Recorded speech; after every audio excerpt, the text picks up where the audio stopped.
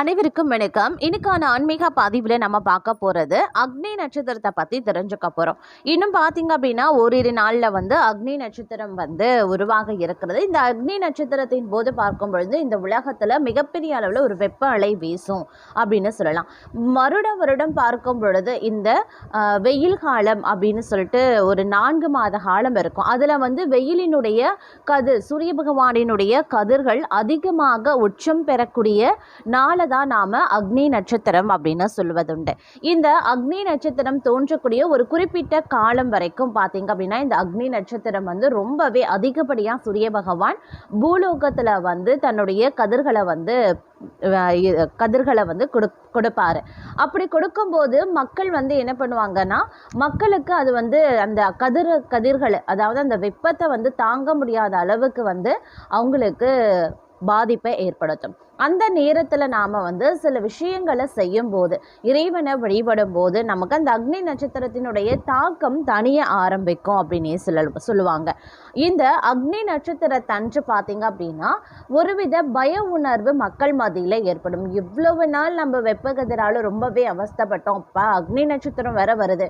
இந்த அக்னி நட்சத்திரத்தில் என்ன மாதிரியான வெப்ப கதிர்கள் எவ்வளவு வெப்ப கதிர்கள் வரும், இதனால் என்னென்ன பாதிப்புகள் வரப்போகின்றதோ அப்படிங்கிற மாதிரியான ஒரு அச்ச உணர்வு, பயம் மக்கள் மத்தியில நிலவிட்டு தான் வருடம் இருக்கிறது அப்படின்னு சொல்லலாம். இந்த அக்னி நட்சத்திரம் கண்டாலே ஏன் இவ்வளவு பயம் வருகிறது? இந்த தவறை மட்டும் நாம இந்த அக்னி நட்சத்திரத்தன்று செய்யவே கூடாது அப்படின்னு சொல்லுவாங்க. அது என்ன? அக்னி நட்சத்திரத்தன்று நாம் செய்யக்கூடிய விஷயங்கள் என்ன இறை வழிபாடை நாம் மேற்கொள்ளணும் அப்படிங்கிறத பற்றின பல முக்கிய சுவாரஸ்யமான தகவலை தாங்க இன்னைக்கு வீடியோவில் நாம் தெரிஞ்சுக்க போகிறோம். ஸோ இந்த பதிவு உங்களுக்கு மிக பயனுள்ள விகிதத்தில் இருக்கும். வீடியோவை ஸ்கிப் நாம் கடைசி வரைக்கும் பாருங்கள். வீடியோக்குள்ளே போகிறதுக்கு முன்னாடி இது வரைக்கும் நீங்கள் நம்ம சேனலை சப்ஸ்கிரைப் பண்ணலை அப்படின்னா உடனே சப்ஸ்கிரைப் பண்ணிக்கோங்க. அப்படியே பக்கத்தில் இருக்கக்கூடிய நோட்டிஃபிகேஷனுக்கான பெல் பட்டனையும் பிரஸ் பண்ணிக்கோங்க. சரிங்க, வாங்க வீடியோக்குள்ள போகலாம். அக்னி நட்சத்திரத்திற்கும் அதாவது கத்திரி வெயில் அப்படின்னு சொல்லுவாங்க, முருகப்பெருமானுக்கும் பார்த்தீங்க அப்படின்னா ஒரு நெருங்கிய ஆன்மீக தொடர்பு இருக்குங்க. ஏன்னா கார்த்திகை நட்சத்திரத்தின் அதிதேவதை அக்னி தேவன் மற்றும் முருகனினுடைய கிருத்திகை பெண்களால் வளர்க்கப்பட்டவர். இது முருகப்பெருமானுக்கு சிறப்பு சேர்க்கக்கூடிய ஒரு காலமாகவே இருக்கிறது. அக்னி ரூபமாக முருகப்பெருமான் இருக்கார். அதாவது முருகன் தீ பிழம்புல இருந்து தோன்றியவர். அதனால அக்னியினுடைய ரூபமாக முருகனை வழிபடுவது சிறப்புக்குரியது அப்படின்னே கூட சொல்லலாம். அதே மாதிரி அக்னி நட்சத்திரம் அப்படிங்கிறது சூரியன் கிருத்திகை முருகனினுடைய நட்சத்திரத்துல சஞ்சரிக்கக்கூடிய ஒரு காலம் அப்படின்னு தான் சொல்லணும். அதே மாதிரி அக்னி நட்சத்திர காலத்துல முருகப்பெருமானுக்கு மயில் இறகுகள் படைத்து வழிபடுவது வெப்பத்தை குறைத்து மன அமைதியை தரும் அப்படின்னு நம்பப்படுகிறது. அக்னி நட்சத்திர காலத்துல பழனி போன்ற முருகன் கோவில்களில் பக்தர்கள் கிரிவலம் மூலிகை காற்றுடன் முருகனை வழிபடுறாங்க. முருகனுக்கு சந்தன காப்பு, பன்னீர் மற்றும் இளநீர் அபிஷேகம் செய்து வழிபடுவது, ஓம் சரவண பவ மந்திரத்தை 108 முறை பிரயாணம் செய்கிறது, நீர், மோர், இளநீர், பானகம் போன்றவற்றை தானம் செய்கிறது போன்றவை ரொம்பவே சிறப்புக்குரியது இந்த அக்னி நட்சத்திர நாளில். அதே மாதிரி அக்னி நட்சத்திர காலத்தில் 2 முருகப்பெருமானை வழிபாடு செய்வது உடல் மற்றும் மன ஆரோக்கியத்திற்கு நல்லதுங்க அப்படின்னு சொல்லியிருக்காங்க.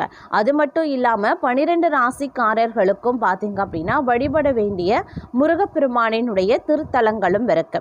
உங்களுக்கு தெரிஞ்சது அப்படின்னா கண்டிப்பாக முருகப்பெருமானினுடைய திருத்தலத்திற்கு சென்று அக்னி பகவானை அக்னி நட்சத்திரத்தன்று முருகப்பெருமானை தரிசனம் செய்கிறது ரொம்ப நல்லது. அதிலும் இந்த கடந்த ஆண்டுகளை காட்டிலும் இந்த ஆண்டு வெயில் காலம் மிகவும் கொடூரமானதாகவே இருக்குங்க. இன்னும் அக்னி நட்சத்திரமே தொடங்காத நிலையில இந்த வருடத்துல வெயிலினுடைய தாக்கம் அதிக அளவிற்கு இருக்கு. இந்த நிலையில அக்னி நட்சத்திரம் தொடங்க இருக்கக்கூடிய சூழ்நிலையில இந்த அக்னி நட்சத்திரம் எப்படி கணக்கிடப்படுகிறது? ஒவ்வொரு வருடமும் இந்த காலம் எதன் அடிப்படையில் நிர்ணயிக்கப்படுகிறது அப்படிங்கிறத என்னைக்காவது நீங்கள் சிந்தித்திருக்கிறீர்களா? உண்மையிலேயே அக்னி நட்சத்திரம் அப்படிங்கிறது முருகப்பெருமானுக்கு அர்ப்பணிக்கப்பட்ட ஒரு சிறப்பு திருவிழா அப்படின்னு சொல்லலாம். இது தமிழ்நாட்டில் 25 நாட்கள் கொண்டாடப்படுங்க. சூரியன் கிருத்திகை நட்சத்திரத்தில் சஞ்சரிக்கக்கூடிய மே மாதத்தின் கடும் வெப்ப காலத்தில் இந்த விழா வருது. இந்த காலகட்டத்தில் பக்தர்கள் திருச்செந்தூர், திருத்தணி மற்றும் பழனி போன்ற புகழ்பெற்ற ஆலயங்களில் சிறப்பு பிரார்த்தனைகளையும் சடங்குகளையும் மேற்கொள்கிறாங்க. இந்த காலகட்டத்தில் வெயிலினுடைய தாக்கம் மிக கடுமையாக இருந்தாலும் பக்தர்கள் முருகப்பெருமானின் திருவருளை பெறவும் தங்களின் வெற்றி மற்றும் செழுமைக்காக பிரார்த்திக்கவும் பெருந்திரளாக கூடுறாங்க அப்படின்னு சொல்லலாம். அக்னி நட்சத்திரம் தொடங்கும் மற்றும் நிறைவடையும் தேதிகள், அதன் முக்கியத்துவம் மற்றும் வழிபாட்டு சடங்குகள் குறித்து அனைத்து முக்கிய விவரங்களும் இப்போ நான் சொல்கிறேன். அதாவது அக்னி நட்சத்திரம் 2026 தொடங்கக்கூடிய தேதி மே மாதம் 4ஆம் தேதி திங்கட்கிழமை. அக்னி நட்சத்திரம் 2026 முடிவு தேதி 28 மே 2026 வியாழக்கிழமை. கார்த்திகேயன் அப்படின்னு அழைக்கப்படக்கூடிய முருகப்பெருமான வழிபடுவதற்கு அக்னி நட்சத்திர காலம் ஒரு மங்களகரமானதாக கருதப்படுகிறது. வாழ்க்கையில் மகிழ்ச்சி, செல்வம் மற்றும் ஆசிர்வாதத்தை பெறுவதற்காக இந்த காலகட்டத்தில் முருகனுக்கு நேர்த்தி கடன்கள் செலுத்தப்படுகின்றன. மறுபுறம் இந்த காலகட்டத்தில் வெப்பத்தினுடைய தாக்கம் மிக அதிகமாக இருக்கிறது. புதிய செயல்களை தொடங்குவதற்கோ, திருமணம் செய்வதற்கோ, பயணங்கள் மேற்கொள்வதற்கோ அல்லது நிதி சார்ந்த பரிவர்த்தனைகளை செய்வதற்கோ இது உகந்த நேரம் அல்ல என்று மக்கள் கருதுறாங்க. இருந்தாலும் பக்தர்கள் இந்த காலகட்டத்தில் முருகப்பெருமானை தவறாமல் தொடர்ந்து வழிபட்டும் வந்துட்டு இருக்காங்க.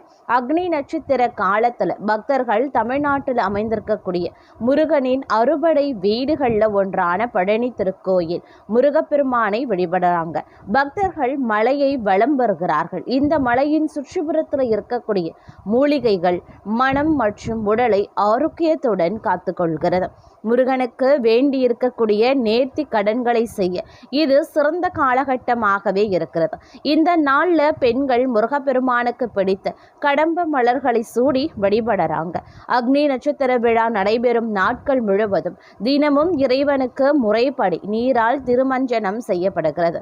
இந்நீரானது தீர்த்தம் என சேகரிக்கப்படுகிறது. அக்னி நட்சத்திரம் முடியும் விழாவின் இறுதி நாளில் இந்த புனித நீர் பக்தர்களுக்கு விநியோகிக்கப்படுகிறது. மக்கள் இதனை முருகப்பெருமானின் ஆசிர்வாதமாக தங்கள் இல்லங்களுக்கு எடுத்தும் செல்கின்றனர் அல்லது கோவில்களையும் கிணறுகளிலையும் ஓட்டுறாங்க. அக்னி நட்சத்திரம் என்பது வெறும் ஒரு பருவகால நிகழ்வு மட்டும் கிடையாது.